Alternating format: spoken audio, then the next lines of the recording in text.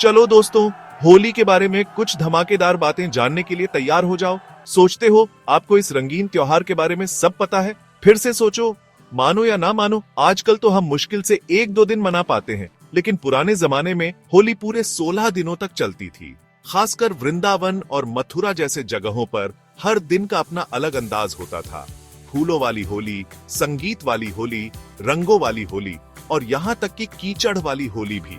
British राज के दौरान कुछ अफसरों को होली बेकाबू लगती थी, क्योंकि लोग बेधड़क सड़कों पर निकलते थे।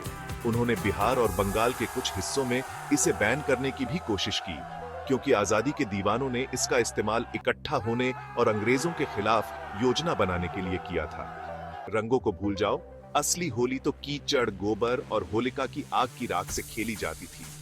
लोगों का मानना था कि इससे शरीर शुद्ध होता है और बुरी नजर नहीं लगती। भारत में एक रिवाज है कि होली पर दुश्मनों को भी एक दूसरे को माफ करना होता है। इतिहास में कई राजाओं ने सिर्फ होली का त्योहार शांति से मनाने के लिए युद्ध बंद करवा दिए थे। आजकल तो रंगों का खेल है, लेकिन पुराने जमाने में राजा और योद्धा तलवारों और भालों से होली खेलते थे।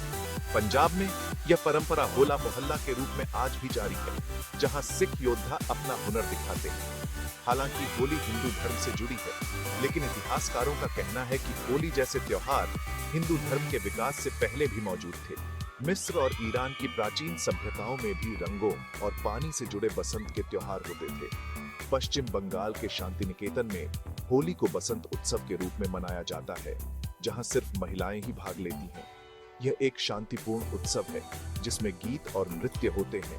कोई रंग नहीं फेंका जाता और कोई हुड़दंग नहीं मचाया जाता।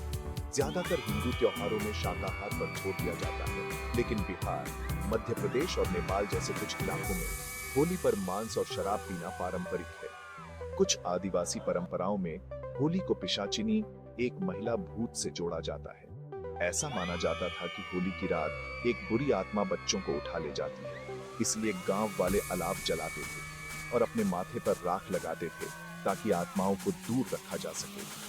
थाईलैंड में सोंगक्रान मनाया जाता है, जो होली जैसा ही एक त्योहार है, लेकिन इसमें रंगों की जगह पानी से खेला जाता है।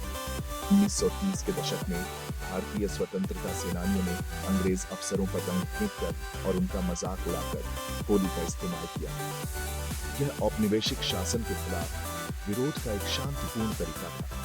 मशहूर फिल्म शोले 1975 में वो होली वाला सीन जहां गब्बर हमला करता है, असल में स्क्रिप्ट में नहीं था। यह सिर्फ एक डांस सीन होना था, लेकिन कलाकार इतने भावुक हो गए कि लड़ाई वाला सीन वहीं के वहीं जोड़ दिया गया। 1851 में भारत का पहला स्वतंत्रता संग्राम होली के दिन ही शुरू हुआ था। मेरठ में भारतीय सैनिकों ने अंग्रेजों के खिलाफ विद्रोह की योजना बनाने के लिए होली के दिन गुप्त बैठकें की थी। अकबर और जहांगीर जैसे मुगल बादशाह भी होली को बहुत पसंद करते थे। उनके लिए होली के जश्न के लिए गुलाब जल और कस्तूरी से बने खास शाही रंग तैयार किए जाते थे। प्राचीन भारत में होली पर मिठाइयाँ और नमकीन लूटने की परंपरा थी।